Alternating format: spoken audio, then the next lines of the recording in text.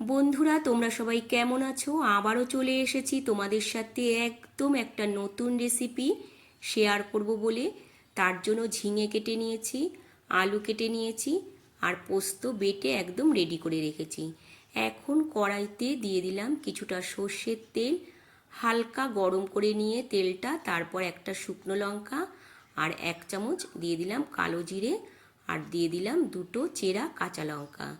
এখন দিয়ে দেব সব আলুগুলো, দিয়ে হালকা করে আগে আলুটা ভেজে নিয়েছি, তারপর আমি ঝিঙেগুলো দিয়ে দিলাম। এখন দিয়ে দিচ্ছি পরিমাণ মতো লবণ আর একদম সামান্য একটু হলুদ গুঁড়ো দিয়ে এবার খুব ভালো করে ঝিঙে আলুটা ভেজে নিতে হবে। খুব ভালো করে ভেজে নিয়েছি। এবার দিয়ে দিলাম বেটে রাখা পোস্ত, আর বাটি ধুয়ে সামান্য একটু জল দিয়ে দিলাম। খুব ভালো করে এবার পোস্তটা মিশিয়ে নিচ্ছি। মেশানোর পরে গ্যাসের ফ্লেমটা কমিয়ে 5 মিনিটের মতো ঢাকা দিয়ে রাখছি।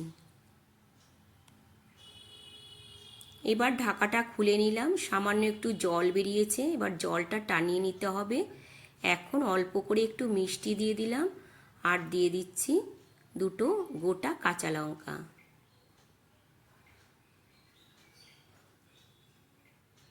দেখো, এবার দিয়ে দিচ্ছি ওপর থেকে একটু কাঁচা সর্ষের তেল।